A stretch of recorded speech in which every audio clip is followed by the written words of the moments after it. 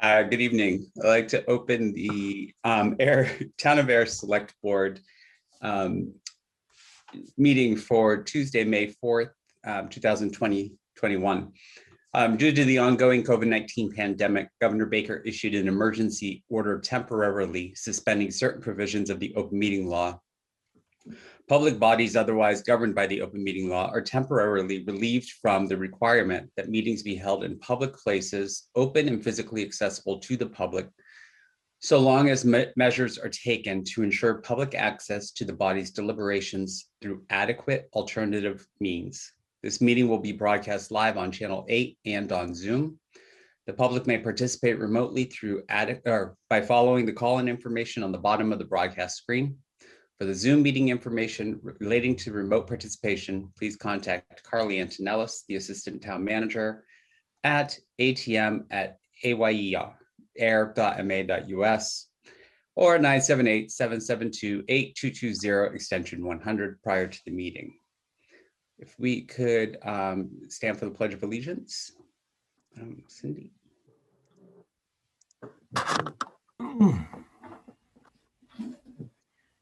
Pledge allegiance to the flag of the United States of America and to the republic for which it stands, one nation, under God, indivisible, with liberty and justice for all. Thank you, Cindy. Were there any changes to the agenda as it was presented? I don't have any. No.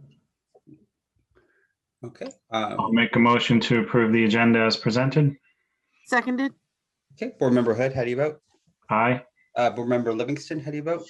Aye. Chair votes aye. Okay, so the agenda is approved. I do not have any public announcements for this evening. Is there anybody on the line for public input? Yes, that's Dennis. Yeah. Hi, Dennis. Hi. Go ahead.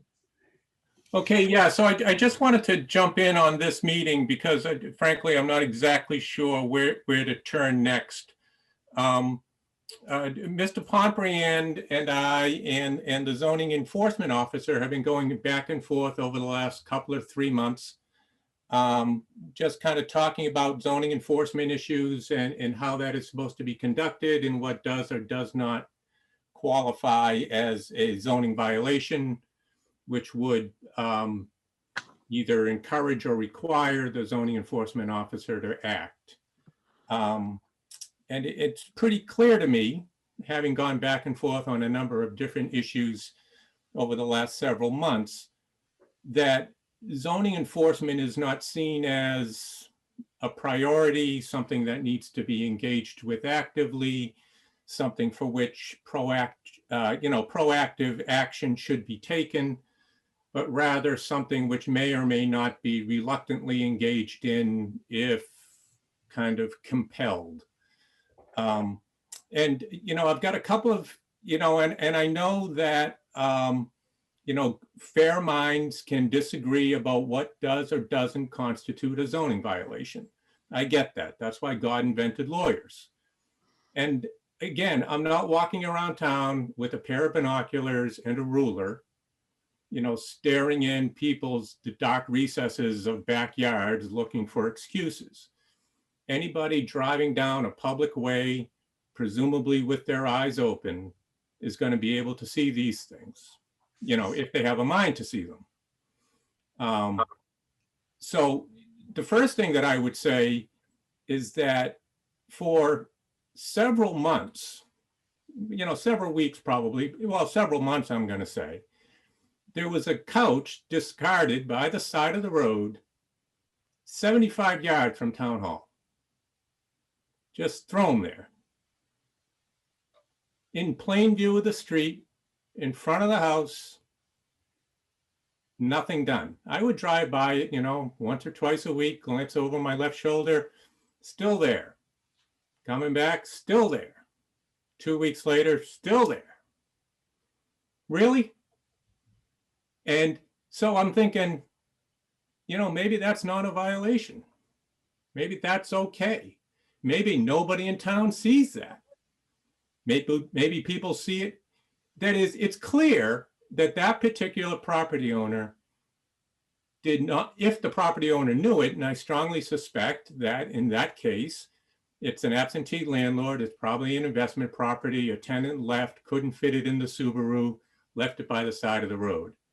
Or perhaps they had put it on Craigslist, hoping that somebody would catch the curb alert and come by and pick it up, and it's gone. None of that happened. The couch just sits there. Endless streams of town employees go back and forth past it. Nothing happens. Eventually, it went away after I kind of raised attention to it. And I guess the property owner was called, and, it eventually went away. But I'm assuming that that's not what zoning enforcement was meant to accomplish. I remember that, when the zoning bylaws were updated in 18 or 19, public hearings were held. The promise of that initiative was that, we were going to clean up Ayer, and we were going to tighten zoning enforcement, and we were going to make efforts to kind of look at what had been, kind of dilapidated things and a lot of not such nice presentation. And that, this would empower the town to update its zoning laws and the zoning bylaws. And, frankly, after that, I didn't think a whole lot about it until, obviously over the last year or so, we've had occasion to walk around in I live downtown, in the downtown area. And then I had occasion to read the bylaws in some detail, although not in excruciating detail. And it's obvious to any reasonable person that that's not, another case just down the street from where, and again, I don't want to publicly shame people or, put any property owner or homeowner on notice, which is why I'm not showing up with pictures right now. Right? I sent the pictures to Mr. Schultz and I think Mr. Pombriand, and I think maybe Alan Minoyan and Mark Archambault. There's a rusting vehicle planted in the front yard at a reasonably busy intersection, cars passing by it all day, every day. Clear view of the street, just sitting there. Been there for months or years. I say, hey, I'm speaking colloquially now, but I sent an email to Mr. Schultz. Hey, this can't be right. The response was, property owners have the right to have one unregistered, unlicensed vehicle on their property, so there was nothing he could do. What? It's clearly not the intention of that. And we can talk about intention, but if you're looking for a reason to enforce on that particular issue, you have article, I think it's 40, nuisances. And I'm just going to read this, briefly. A nuisance is personal property that is exposed to the elements without protection against deterioration, rust, or dilapidation.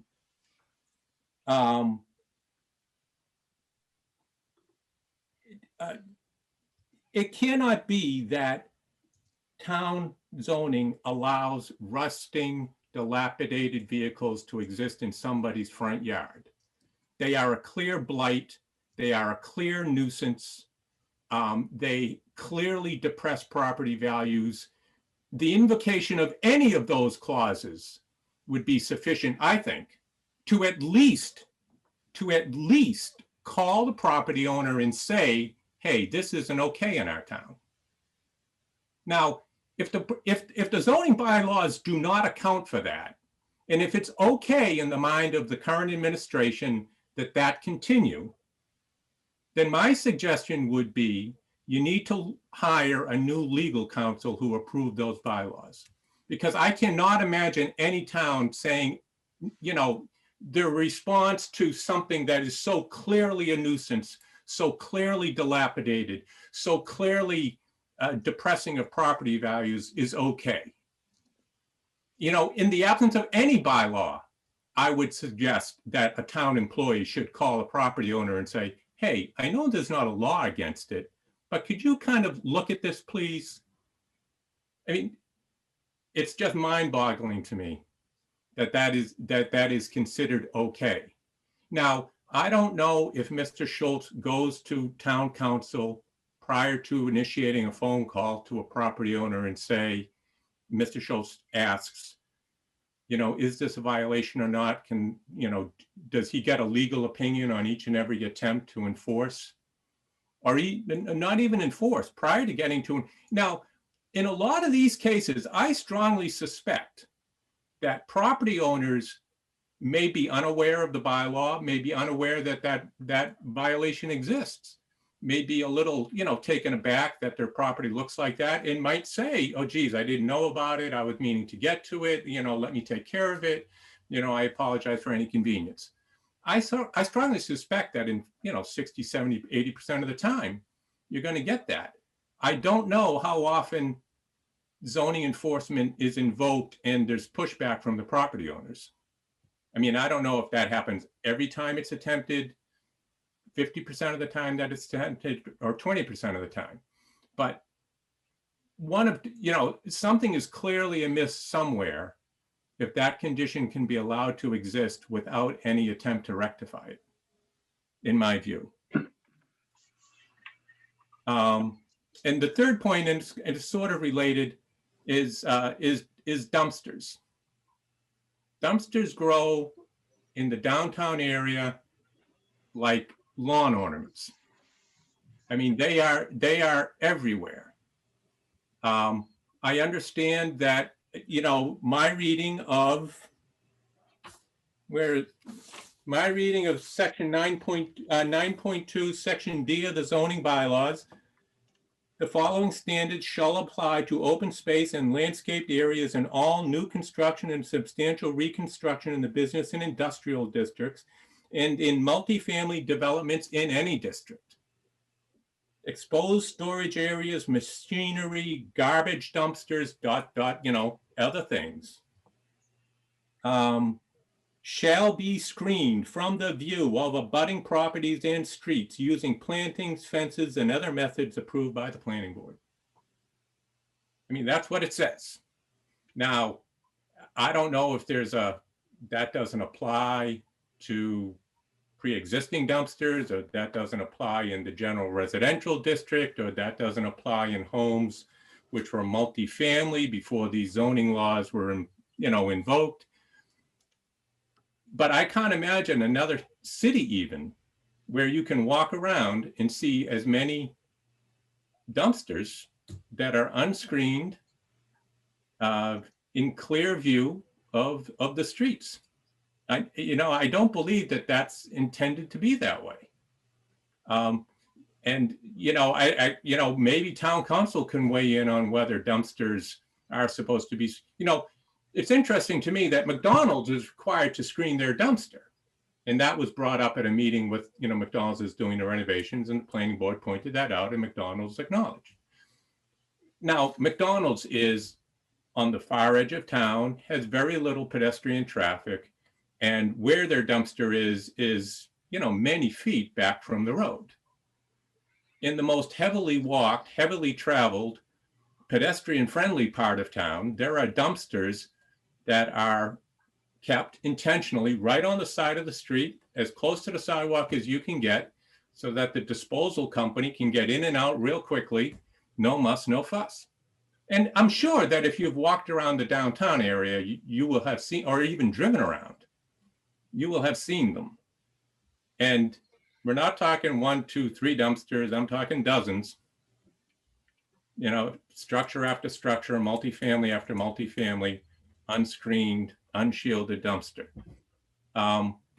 And, you know, I didn't get a response back on that exact point from Charlie, so I'm not sure, again, if he is invoking legal counsel or, you know, looking for a third opinion about whether or not he can kind of try to take action on that. So, I don't want to, extend the meeting too much longer. So, first, let me say that, I don't know what effect it would have on your quorum, but for each of you, I would be happy to kind of go for a 45-minute stroll around the downtown area. And, just kind of point out what it seems to me may be violations, maybe lax zoning enforcement. And, you can tell me yay, nay, or not worth the trouble to fight, or might be worth it, or, whatever. But it just seems to me that a better job could be done. And that point, almost in a Dickensian way, was brought home to me this, last Thursday, I think it was. I was driving by Town Hall, and right in front of Town Hall, there's a sign. There was a sign. Let's assemble at Sandy Pond on May 1st and do the cleanup air.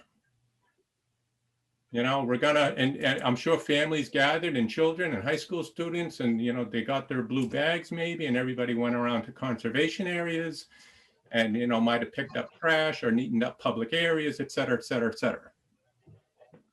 I strongly suspect nobody had a blue bag big enough to put a rusting Mercedes sports car into. And the powers that be within Town Hall do not seem inclined to want to make a good faith effort to remedy that situation. Yeah, Robert. I'm through the chair, Mr. Chair. Yes, yes. A couple of things that I have to say. First of all, I think that the town of Ayer has done an excellent job on zoning enforcement. 66 McNiff Farm, a complete disaster, a public health issue, resolved in a matter of months from this board. 14 Williams, condemned in the process of being repurposed. 128 Washington Street, same thing across the school. 190 West Main Street, the auto junkyard completely cleared out. I share Mr. Curran's frustration, and I would be happy to take him to Fitchburg, Leominster, Shirley, Acton, Littleton to see all of these violations that exist other places.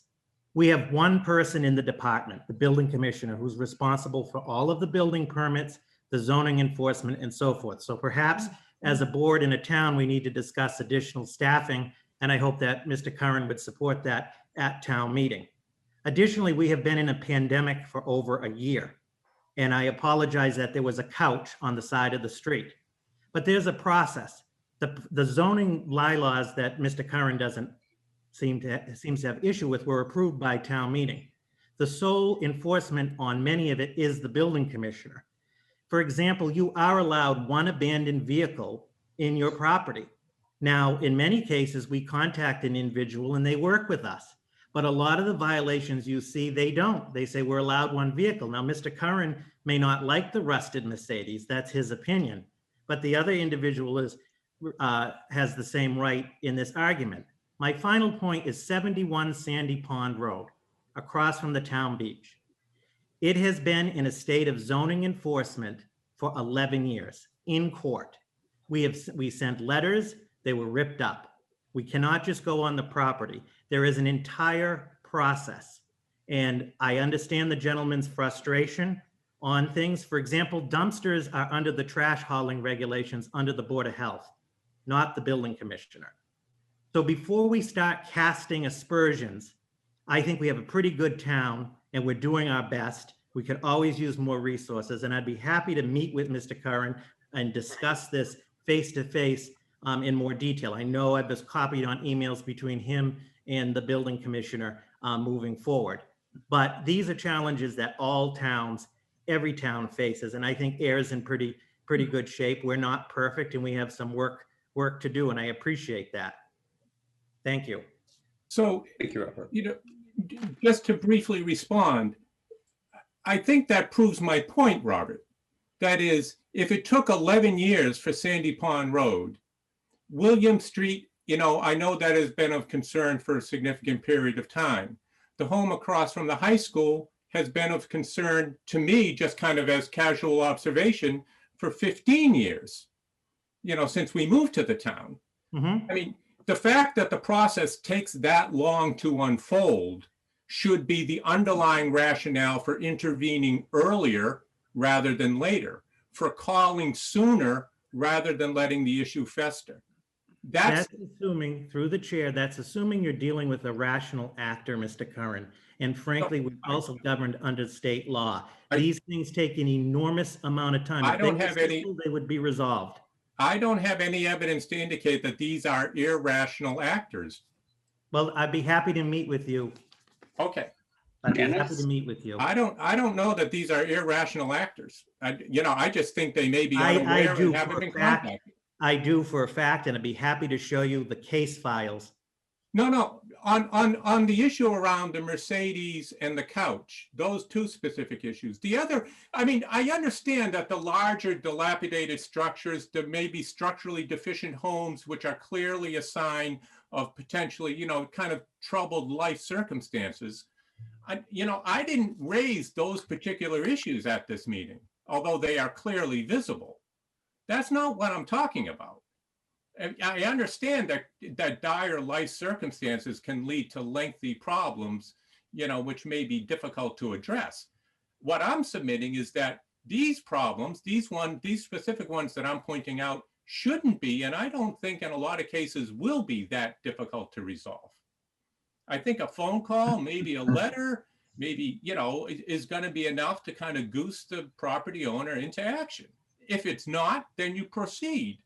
But the fact that the process on some things has taken 11 years, 15 years, 12 years would seem to me to further the reason for beginning the process earlier as opposed to not beginning it. So I'm sorry. So Janice, I think that the remedy, unless Janice and Scott have other questions or observations tonight, the remedy that Robert's offering to work with you to further explore some of these things would be the recommendation or the expectation. Janice, I know you had your hand raised. So I had my hand raised because I just wanted to explain one thing. The part of the reason why the process has taken so long and some of the ones that Robert cited was because other boards were involved at the time and you couldn't get everyone on the same page. And so if you ran into a scenario where at the time, and these were different players, okay, this was a few years back, if you didn't have all the players aligned with you or to agree that there was a problem that it should be looked into, then you were never going to go forward, which is one of the reasons why 66 Westford Road went down the way it did. Now, as far as, I think that, based on this conversation, we definitely should maybe look at if we need more manning in the building department. And the property enforcement, as far as the car goes, I remember that in the bylaw, and that was a concern everybody was concerned about as to how was this going to play out. I mean, I think before we begin hiring additional people, again, the buildings that are, the long-term dire life circumstances that Robert pointed out, and I'm familiar with each and every one of those. I've seen them, firsthand every day for, more than 10 years. So I'm very familiar with them. Those aren't the issues that I am citing. I mean, I understand that personal life tragedies and difficult life circumstances lead to, properties that end up, in dire straits, and it's an unfortunate set of events. I am dealing with what I think should be far simpler, far more straightforward issues. Now, if those issues have been addressed, that is, if somebody sought to have the couch removed and they were getting pushback and, decided not to, or if the property owner of the property where that Mercedes is sitting is saying, no, I want to preserve it as a planter or something, or it's not a blight, or it's not a nuisance, or it is in fact operable or whatever, then that's another story. And I'd be happy to kind of,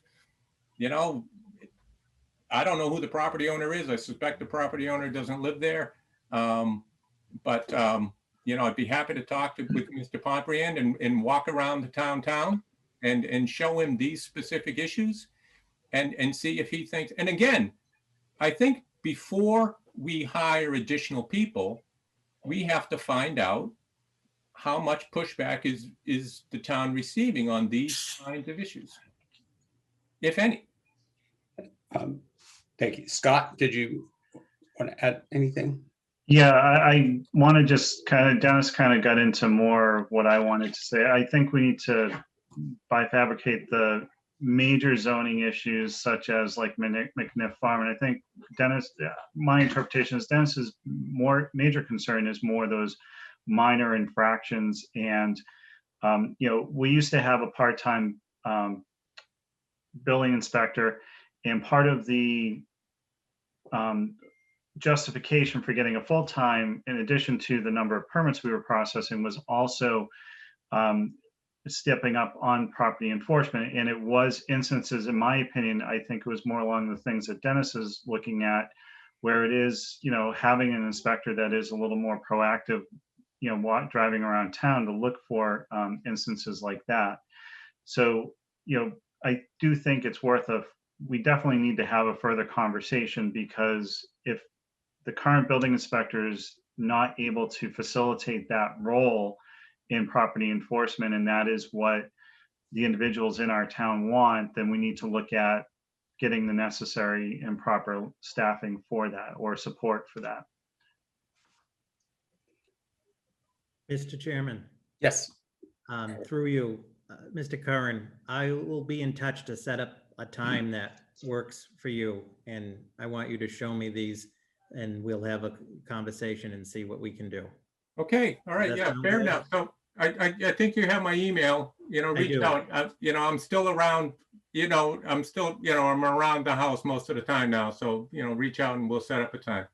We'll do that. And then to Selectman Hood's point, well, that is another discussion as well. So I will be in contact. Okay, all right, fair enough. Thank you so much for bringing us up this evening. Okay, all right. Thank you. Have a Enjoy good the rest of night. your meeting. Thank you. Dennis. If there's no other buddy on for public input, then we'll move on to the public hearing for the poll petition. Janice? Okay, Town of Ayer, notice of public hearing, Ayer Select Board. The Ayer Select Board will be conducting a remote participation public hearing on Tuesday, May 4th, 2021 at 6:05 PM regarding a petition by National Grid and Verizon New England Incorporated to locate poles, wires, and fixtures, including the necessary sustaining and protecting fixtures along and across the following public way. Littleton Road, National Grid to install one JO pole on Littleton Road, beginning at a point approximately 30 feet northeast of the center line of the intersection of Littleton Road, Hurley Circle. New residential development being fed from the new riser pole 25-5. Name of applicant, National Grid and Verizon New England. Date of public hearing, May 4th, 2021 at 6:05 PM. Time of public hearing, 6:05 PM. Location of public hearing, remote participation. Thank you, Janice. And it looks like there is Laura from National Grid is on. Yes, sir, I am. Hi, how are you this evening? Good, how are you? Good, thank you for joining us. Sure. Janice or Scott, did you have any questions for Laura? No No, questions. I don't think any of the departments had any issues with the request. Yeah, I didn't have any either, and yes, no departments indicated any problems. So I can entertain a motion if. Okay.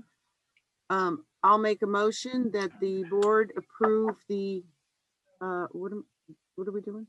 Approve the petition by National Grid and Verizon New England to incorporate to locate the poles, wires, and fixtures to install the one JO pole on Littleton Road, and as read as the, wow, that went so horribly wrong. If somebody could fix that, please. Oh my God. Mr. Chair, you want me to make the motion, Janice? Oh, could you please? This went so bad.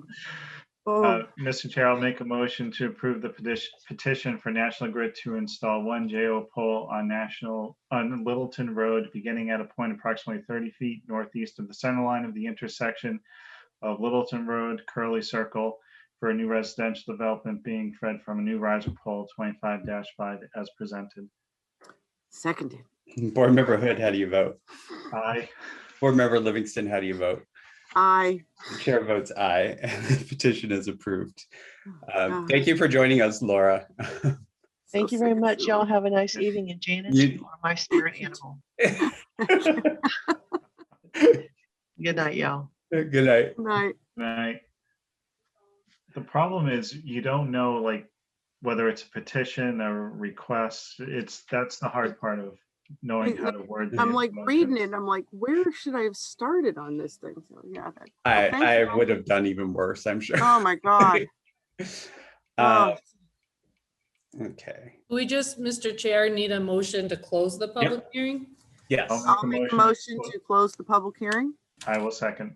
Okay, Board Member Livingston, how do you vote? Aye. Board Member Hood, how do you vote? Aye.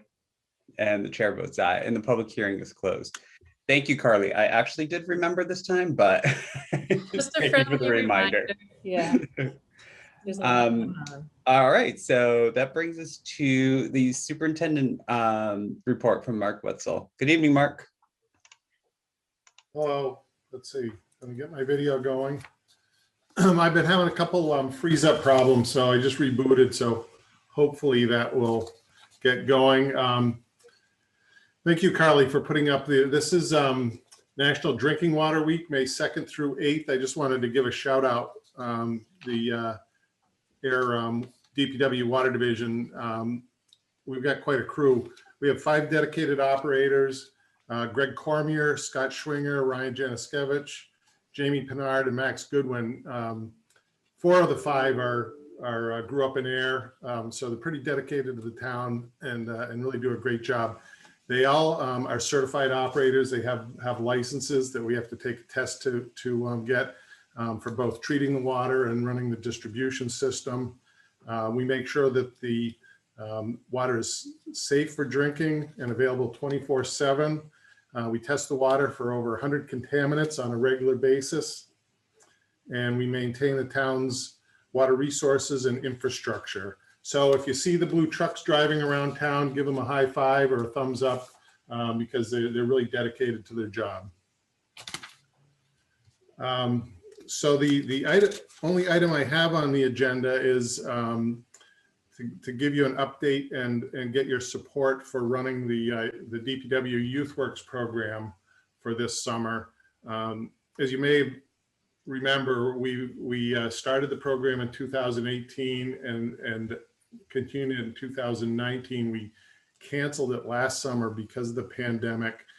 Basically, it's an 8-week period. We do 2 4-week periods with 4 kids, 14 to 16-year-olds, and we pay them minimum wage, and they do work around town for the DPW. So they do a lot of hydrant painting, they do a lot of roadside cleanup and weed whacking. They do some tasks around the DPW. Just about anything that we can have them do that's safe and that we need to have done. We also do some training with them, so they'll learn how we maintain our vehicles. They help with doing oil changes and other maintenance in the garage.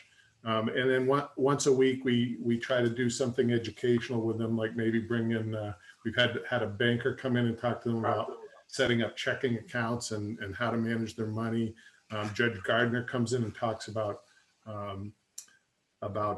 some of his background with dealing with the courts and issues. And so it's a really good program. And it was inspired by John Hillier, who runs Central Ave Compassionate Care. And he did this when he was in high school, and he felt it was really important, and he actually sponsors the program and pays for the expenses. But we are still living with COVID-19 restrictions. So what we put together is a plan that will include some safety requirements. Um, masks will be worn. We'll be working outside all the majority of the time when the transmission risk is low. We maintain social distancing practices. We've also, for this year, made an arrangement to rent a small school bus so that we used to have a minivan and everybody would be packed in the minivan, but with the school bus, we can spread the kids out quite a bit. We'll provide facilities for hand sanitizing and tool sanitizing at each work site. And then we'll have the YouthWorks program employees self-monitor for symptoms and exposure. One of the other factors that I just saw on the news today is that they're going to be approving vaccines for 12 to 15-year-olds within the next week. So hopefully the kids can get a vaccine before they start also. So I included in your packet an outline of the program, what the goals are. Really it's the program not only is to help us get some stuff done, but really to teach the kids what job responsibilities are. So we have very specific requirements. They have to show up on time. We don't let them use their cell phones. We monitor what they're doing to make sure they're not goofing off. We teach them new skills, and we actually pay them pretty well. So it's a really good program. And I think from my point of view, I think it's important to continue the program this summer. I think the kids in that age group have been through a lot in the last year. They've had to sacrifice some of their other activities. They've had remote learning, and I think we can do this safely and give the kids an opportunity to start returning to normal. Any questions, Janice or Scott? I'm glad to see the program coming back. I do have a comment. Yes. So my son did this a couple of years ago, and he absolutely loved it. He learned a lot on the program. He worked hard, and he learned some good life skills. So I enthusiastically support this. Great, thank you. Same. I was very happy to read it in the agenda, especially like not just the life skills, but like you said, coming off of a difficult year. So I'm sure it's going to give these 8 kids something to look forward to. Yeah, great. Okay, so we will proceed with the program unless, we'll monitor stuff. If something really changes and there is a risk, health risk to the kids, then we'll revisit it. But right now it looks like everything's going in the right direction, and I don't see any reason why we can't do this and do it safely. Excellent. Okay, thank you. Awesome. That was all for you tonight, right, Mark? That's it. Yeah. Okay, great. Thank you. Unless you have any other questions. No. One thing I would like to point out, I know Mr. Curran was talking about stuff on the side of the road. We don't just go pick up like TV or something that's left on the side of the road unless it's been there for a while or we don't know who owns it. But the DPW does do. We pick up a lot of stuff on the side of the road. We got a call today about trash falling out of a truck, and we went and picked it right up. So if people see something like that, let us know and we'll investigate it and see if it's something we can pick up. We pick up a lot of the illegal dumping out in the woods. People go and drop mattresses and TVs and things that are hard to get rid of.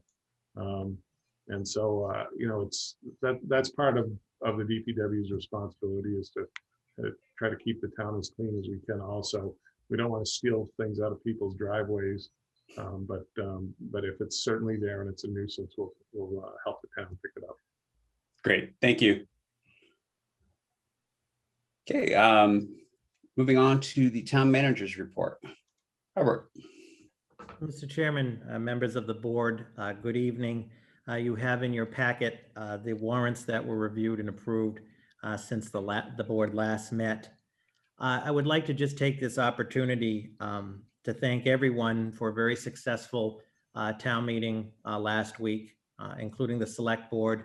A special thanks to all departments, boards, committees, commission, employees, volunteers that work throughout the year to make the budget and the town meeting a success, which it was, with all of the town's business being passed, including the budget. last Monday. Greatly appreciative of everybody, including the select board's support and work with that. It's a true community and town effort. And I look forward to working with you on implementing the FY22 budget, as well as the various major projects that were passed by town meeting. I'll be meeting with the department heads next Wednesday, and this will be one of our topics, as it usually is sort of planning and prioritizing the implementation of matters passed by town meeting. So again, a special thanks to everybody. It was very successful. We remain cautiously optimistic that as things continue to improve, that when we reconvene town meeting in the fall, in October, that maybe some of the further COVID measures won't be necessary. But I think that overall it was a very successful meeting. Janice, so Just a quick question before he goes on to the subject. So I'm just curious, if you don't know the answer tonight, that's fine. But I'm just curious because this was the first time we've held town meeting in April, where where we changed the schedule, which of course changed the budget schedule. So I'm just kind of curious if you don't know the answer tonight, like I said, no big deal, but maybe in a future meeting, you could like tell us like if it ends up, is there a pro to like having it earlier so that you can implement it before July 1st or what needs to be tweaked prior to town meeting to make that? I'm just curious. So that's why I just wanted to ask that question before you segue down to something else. It's a great question, and I know we can discuss further in the interest of time, but I would offer, I think for the first year, it did catch up with us a little bit being 2 weeks earlier, but we were successful. So now as we build our planning for FY23, I think we'll be in a good place. And I think the general consensus, and I'll report back Selectman Livingston at the meeting on the 18th after I talk to the department heads, but it seems generally the informal consensus has been positive of having it the fourth Monday in April. I haven't heard any objections or criticisms, and we knew this might happen with the first year because it was new, that 2 week, but more to come on that. But I think it works fine. I also just want to, in addition to the success on the town meeting, obviously all of our focus since the last time we met has really been on the budget in the town meeting preparation. So we look forward to getting back into the hopefully the normal course of things. And I know the board will be talking about starting the discussion about goals later. I do have some thoughts on that as well. So I look forward to that. The next item is an action item, is the appointment of the Affordable Housing Trust members. And as the board is aware, just to give the background, the Ayer Affordable Housing Committee, and we have the chair, Ms. Janet Papadakis, with us this evening, and Alicia, and I believe some of the other members, has done an excellent, they've all done an excellent job being on the forefront of affordable housing and their committee efforts. Congratulations on the adoption of the bylaw on Monday night for the creation of the trust. And in typical fashion, they're not wasting any time. We're now looking tonight to do the appointments to the trust, which the committee put a lot of effort into the vetting process. So I will, through the chair, turn it to the chair of the Affordable Housing Committee to talk about their recommendations for your appointments of the members, their 2-year terms. And lastly, as I mentioned in my memo to the board, the select board should select a representative from the select board by a vote to be on the committee as well. So with that, Mr. Chair, through you, I have Janet introduce the recommendations. hello, Janet. All right. Hello, Sean and Janice and Scott. Thank you very much for allowing me to come in and say a few words beforehand. I also wanted to make sure that the town was aware of us being very thankful for them supporting the Affordable Housing Trust, the bylaws and such. I want to give everybody just again, a little bit of a background that we're looking for the Board of Trustees to be 7 members. Again, just like Robert said, someone from the the select board, which will be hopefully nominated tonight. Someone from Community Preservation Commission or committee, someone from the planning board, as well as somebody from the Affordable Housing Committee. Then we had 3 at-large members. Now, I got to tell you, this was a difficult decision. You can tell my cheeks are red and everything because we had some pretty impressive applicants. It started off with 9 applicants. We went down to 7 because 2 withdrew their names when they saw that there was that type of a reaction to it, which, like I say, 9 I thought was impressive. With 7, then we interviewed all 7 individuals. And that ranged, again, it truly was the diversity of Ayer. The range of individuals were, I'm going to say very young, older, more experienced, people who have helped out throughout the town. They all have a concern, for the affordable housing. They want to make sure that it stays diversified. So it was a difficult decision. And we came up with 5 that we, limited down to 5. And then we took a vote on those 5.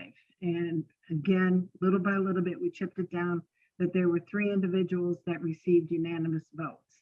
And those individuals, two of them are here tonight, Cindy Lavin and Jennifer Kale. The other individuals that received the unanimous votes was Jake Driscoll. Again, you received their applications and their letters of interest inside the packet, so you get to see what type of background that they do have and how they want to stay within, like I say, making sure that we have a diversified community and making sure we have affordable housing within the town. So the other individuals would be Jeff Tillotson, who will be coming from the planning board, and Colleen Kreiser, who is coming from the Community Preservation Committee. Again, we still have 1 open spot in the Ayer Affordable Housing Committee. So that still hasn't been filled yet for the Board of Trustees. So we're looking for you to go ahead and appoint and accept our request for Cindy, Jake, and Jennifer, Jeff, and Colleen, and whoever you select from the select board to be on this Board of Trustees. We're really looking forward to moving this along and getting everybody up to speed and such. And do you have any questions? Scott or Janice, any questions? No questions. I actually saw some of the interviews on TV. I was watching. Oh, Yeah, very well done. Very well done. thank you. I know I started the first one a little bit off. I tried doing it like you would in the town hall, and it's like, okay, but no, we wanted to make sure that we had everybody present themselves, and that was good. Go ahead, Scott. No, I just want to say no questions from me. Thank you. Okay. Should we approve these members first and then discuss our appointment? Does that sound right? That's a good plan. Yep. Okay. All right. Do you have a motion to approve the slate of candidates? I'll make a motion to approve the appointment of Cindy Lavin, Jake Driscoll, and Jennifer Cowley, Jeff Tillotson, Colleen Chrysler, and to the Ayer Affordable Housing Trust for a 2-year term. Seconded. Okay. Board Member Hood, how do you vote? Aye. And Board Member Livingston, how do you vote? Aye. And the chair votes aye. Okay. And then I don't know how Scott or Janice, how you're feeling. This is a board that I definitely would be very interested in serving on myself. I don't know if either one of you feel the same way. I am interested, and I figured you would be interested also. So at this point, kind of a tough call, I guess. But yeah, I mean, I am interested. There's just things about it, things that I've seen in my life that I would like to change if I was appointed to this, but no. And I would say for me, it kind of lines up directly with what I do for work or what I, what my education, my background is in. So that's it would just kind of be an extension of that for me. In all honesty, I think that I would love to be a part of this, but I think in all honesty, I know Scott hasn't said anything yet, but I think Sean would be the better candidate. I agree. I myself, I honestly don't really have time for another appointment. So Janice, if you think Sean would be the better candidate, are you supporting his appointment as a member of the select board? I am, because I think we want the better candidate to be a member of this, and I think his qualifications would better suit. And then we'll nip at his heels for the next time. Okay. I'll make a motion to appoint Sean Copeland, the select board representative of the Ayer Affordable Housing Trust. Seconded. Okay, Board Member Hood, how do you vote? Aye. Board Member Livingston, how do you vote? Aye. I think I'm supposed to abstain, right? So, You can accept and say yes. I'll accept. Janet, could I just ask a quick question? So it's a 2-year appointment for everyone. So is it going to be like this traditional, say like July 1st to June 30th on a 2-year schedule? Or does the appointment start today and go to like June 30th in almost 2 years? I'm going to say it starts today. It doesn't go to fiscal. It's going to start today, and they'll be able to go ahead and be renewed, and such. So it's not like after 2 years, everybody's just going to disappear. Yeah. All right. It'll just stay on, and like that. And we'll be receiving emails from me, Sean, with regards to upcoming meetings and such, because again, the Ayer Affordable Housing Committee will be doing like most of the paperwork and such beforehand and such. I didn't know whether or not you wanted to ask any questions of Cindy or Jennifer. They're on the call, or Alicia.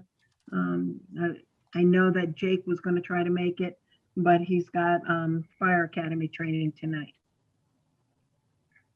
Well, that's a good Janice or reason. Scott, any questions? No questions from me. Thank you. I have none. Me neither. Just, but thank you for putting yourself forward and for volunteering your time to be on this board. And some of the ones that, like I say, the individuals that received 3 votes, again, we do have openings within the Ayer Affordable. I'm going to keep plugging Ayer Affordable Housing Committee that has an open seat. So we do want to make sure that people know that whatever they're doing now, just continue doing it, and we'll be working together to keep Ayer diversified and affordable. So, all right, guys. Well, here we go. Thank you. Thank you, Right, Jen. thank you Thanks, very everyone. much. Have a good night. Night, you too. Good night, everyone. And then just briefly, members of the board, under the COVID-19 update, reopening plan update, positive news, as many of you probably saw as of last Thursday, from the DPH, Ayer went from red to yellow, which is a good trend. Additionally, I convened a meeting today of all of the Neshoba Valley town administrators regarding the regional vaccination center to be located on Devens. As I reported, the state delegation did get state approval for that. So we are in the process of finalizing those logistics and hope to have a favorable update for you shortly on that. Our appointment system continues to work. The outdoor tent continues to work. The retrofit of the service counters, which should be happening, met with the facilities today about that. Once we get those in place, we should be in good shape to move towards sort of the phase 2 reopening on that front. I know that the Parks Commission and the Board of Health are moving forward with the plans to open the waterfront safely. In fact, I believe that the permit has been issued from the Board of Health, and there'll be an announcement coming out on that shortly. And we continue to move in the right direction, which is great. I just want to point out that the town hall will be open to the voters on May 11th for the town election. The town offices will be closed out of the safety for all. Hopefully this will be the last time that will be the case, but the town hall will be open for the election, the polls 7 a.m. to 8 p.m. on Tuesday, May 11th. The last point that I just wanted to bring up under the COVID-19 piece is the board has probably heard under the latest American Recovery Act that was passed, we know that the town of Ayer is set to receive somewhere between $2.2 and $2.8 million through this relief bill. And we are being told that it will have very, very broad and liberal parameters on it for what it can be used for. The challenge is to date, and the guidelines and the parameters have not been officially released. So we know we're getting this amount of money, but it would help to have the specifics.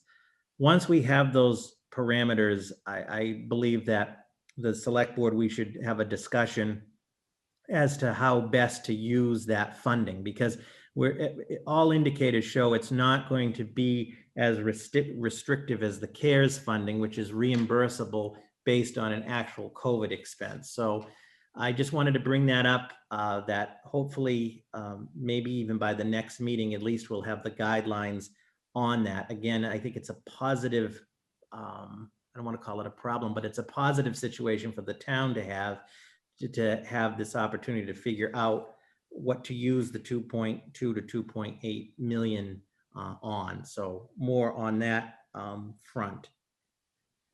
The last action item under the report is a discussion on the status of the Juneteenth holiday, and I am joined by Kevin Johnston, the benefits and payroll manager. As we discussed at the last meeting, the state made Juneteenth, June 19th, a state holiday as of last year. And our personnel policies we recognize all of the state holidays. And obviously this is a new holiday. And we had discussed it last time, and sort of back here tonight, respectfully requesting a vote to approve Juneteenth, June 19th, as an official recognized holiday in the town's personnel policies. That's sort of it in a nutshell. Through the chair, I don't know if Mr. Johnson has anything that he wanted to add. I know we provided quite a bit of the materials in the packet. Thank you, Robert. That's a very good summary. I don't have anything specific to add. The memo in your packets this week has a little more detail than the initial information was provided a couple of weeks ago, and I'm happy to answer any questions you may have. I didn't have any questions. Thanks for the additional info. Janice or Scott, any? No additional questions. Thank you. Let me just, okay, I know we touched on this briefly. Can we swap it with another holiday? Again, asking, don't get mad. I'm just asking a question. Because there's 12, this now, when you add this one in, there's like 12 holidays. That's a lot of holidays that, I mean, a lot of places do not get. That's why I'm asking the question.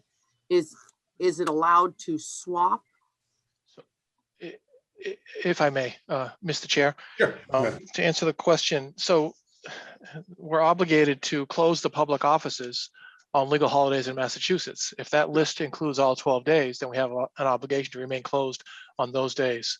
And it's listed on the Secretary of the Commonwealth website, and I believe we have an obligation to remain closed for the 12. Okay. Nope, just wanted that reinforced and whatnot. Thank you. Okay. All right. There's no further questions. I'll entertain a motion to approve. The I'll make a additional motion to approve the Juneteenth Independence Day holiday as part of the Ayer personnel policy. Seconded. Board Member Hood, how do you vote? Aye. Board Member Livingston, how do you vote? Aye. And the chair votes aye. Perfect. Thank you, Kevin. Thank you all. Thanks, Kevin. Thank you. Mr. Chair, members of the board, that concludes my report. Thank you. All right. Thank you, Robert. That brings us to, I think, the new business section. Yes. So if under new business and select board questions, I'd asked if we could, I had a discussion, a brief discussion with Robert a couple of weeks ago, and we were talking about maybe as a board, now that town meeting is over, we could come up with some ideas on what we want to see as like goals for the board or objectives to work towards for the coming year. So I know I have a list of a couple of things. I'm not sure if you guys have. If you do, I'll let you go first if you want. I have a feeling the three of us may have some of the same ideas on like some goals. Mr. Chair? Yep. If I could just add also, Selectman Livingston requested, which is an excellent idea, for May 18th, Alan is going to come and make a brief status update on the master plan, showing all of the things that we have accomplished, but the remaining items, and some of those remaining items, I think we should have a discussion as sort of prioritizing. So I think both of these discussions are timely, and I know tonight's just the start of the discussion. Did either of you have any particular items that you want to raise tonight? Yeah, I have a couple. So one, depending on how the vote over in Shirley goes today, I think over the next year, I'd like to really kind of do a better job looking at our major capital planning over the next couple of years. Because, I know that we had discussions a couple of years ago about requesting a statement of intent for a new elementary school or refurbished elementary school. And then depending on what happens with the field vote over in Shirley, because I think if the funding doesn't pass over in Shirley, I feel the school committee has to go back to the drawing board, because our vote at that point is about 3 years ago now, Right. on a project that just keeps getting scaled down. So I think it's important that we kind of work with them to go through that process again.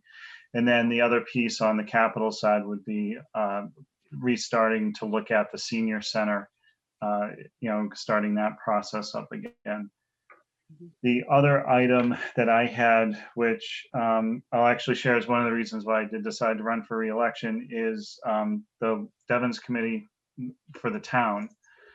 That's something that we were kind of looking to start earnestly last year, but unfortunately with COVID and things just got shut down. So I had talked to Robert a while back about really starting to focus on that and organizing that and putting that together over the course of this coming summer, so that by the end of the summer we'll be organized and we can start looking for volunteers to get the committee going and up and running. Janice? So I just wanted to bounce off what something that Scott said. So as far as the elementary school, then we were going to have a letter of intent. Didn't the school committee also have to like submit something to the state? Do we know if they've done that? So the letter of intent is submitted to Mass School Building Association, and it's simply the initial letter of intent is basically saying we want to explore this, and it starts the process. You need to then fund a feasibility analysis, and it's generally I think it's about a 3 to 4 year run time from the letter of intent to a school opening. Looking at Harvard's new elementary school, they started their process back in end of 2016, and their new elementary school will be open this coming fall. I spoke with Dan Gleason after town meeting last night. I guess the Groton Dunstable School District is actually putting in a new elementary school also. And when you're surrounded by communities that all have newer facilities, there you risk that chance of losing kids at an earlier age with school choice. Right. Yeah, I think now that you're saying it out loud and everything, I think the school committee was getting ready to start it, and then the pandemic happened. So I don't know if they were able to. Well, finish that up. So, okay. yeah, I don't know how willing they are, because I Well, feel that's like the other we thing. I kind of wasn't, got brushed off at the budget meeting. yeah. So, okay. So, And I guess I'll add one other thing, which I know is in Janice's wheelhouse, is actually looking at the transfer station. This came up when we were looking at the rates for this coming year.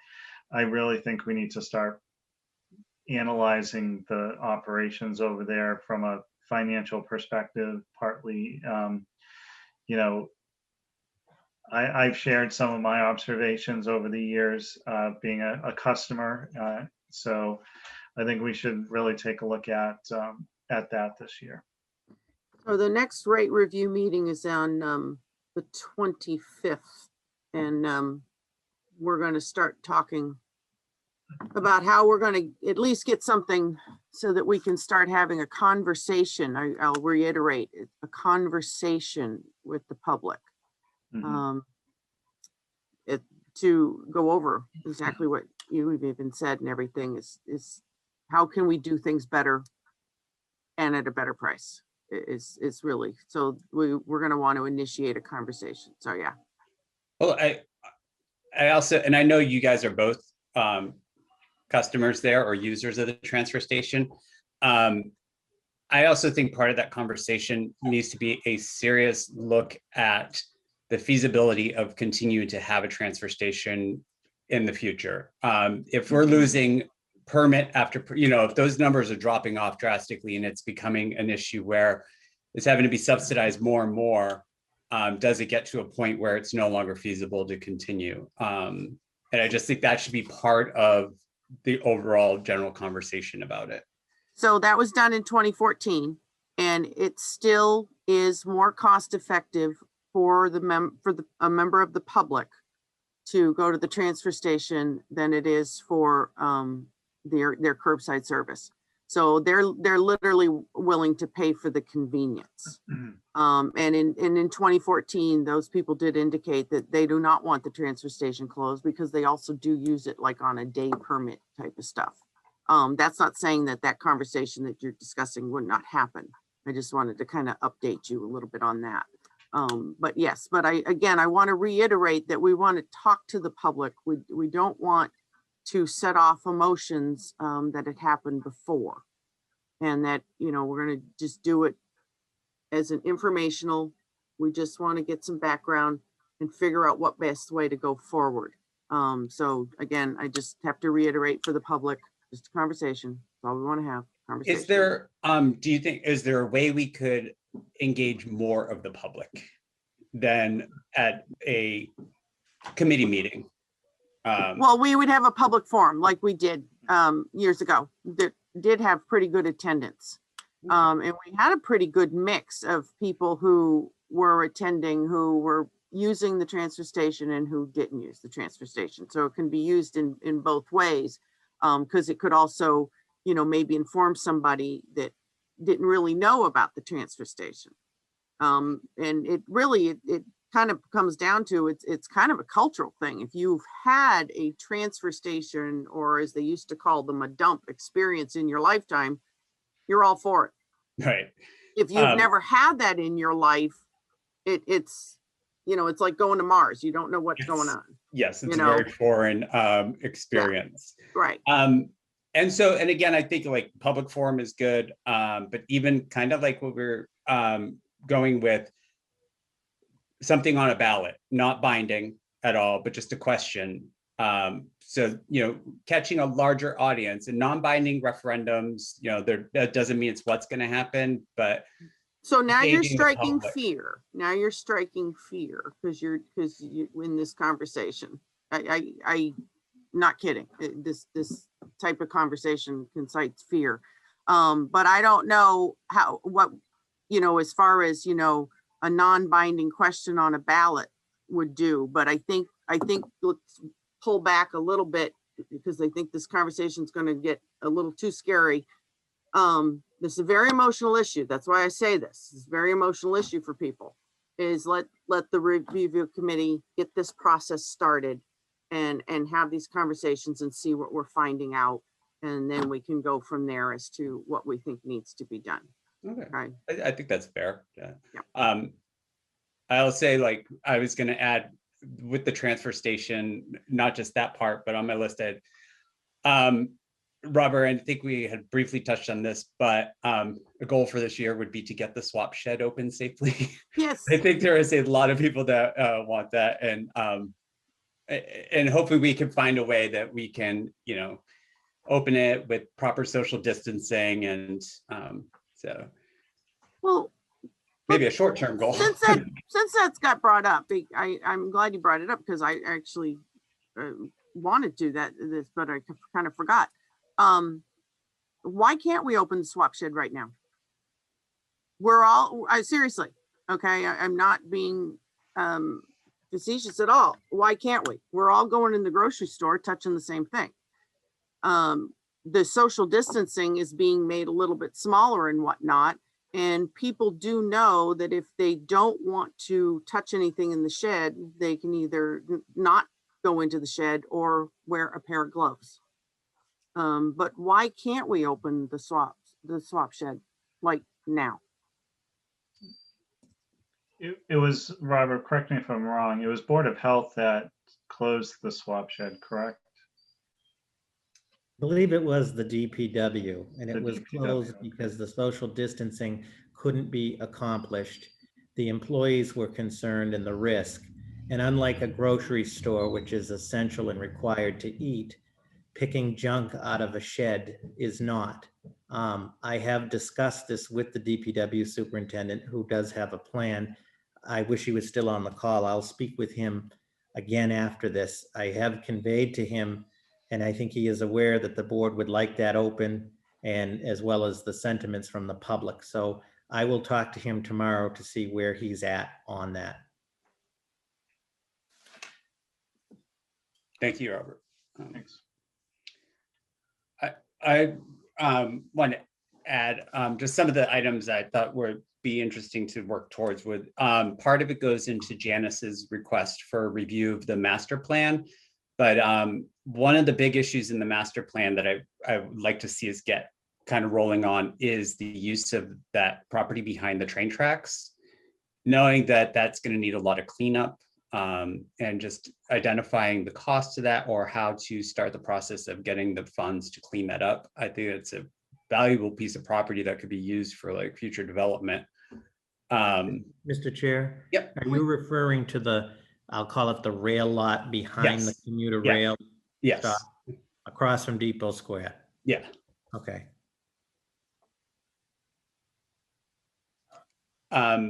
Another was kind of being a town that has recreational cannabis sales. We have this tax revenue, and determining how the town's going to use that. If there's things that it could fund. I've been reading a lot on other places and what they do, and they do some pretty interesting things with theirs. Whether it's funding for substance abuse treatments, or to kind of offset cost of that, or if it's used to assist people who are like more disadvantaged economically. So I just thought we could look at how the town wants to use ours. And now that there's been a little bit of a track history of how much is actually coming in, taking a look at that.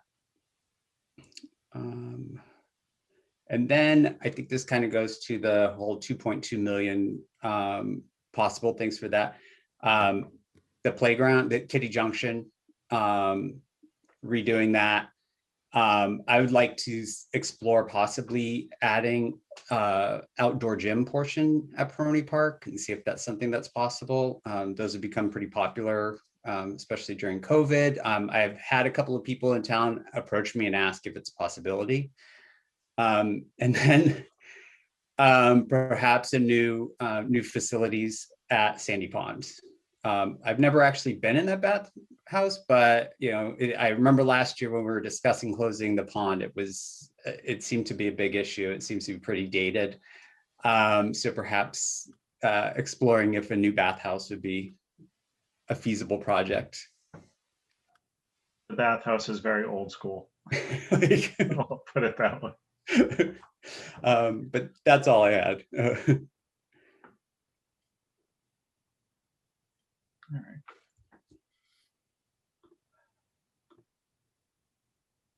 Okay. It's like it's got some, we got some good goals. Yeah, a good starting point. Mhm. All right. If there's nothing else, then brings us to approval of meeting minutes from April 6th. I had no issues with them.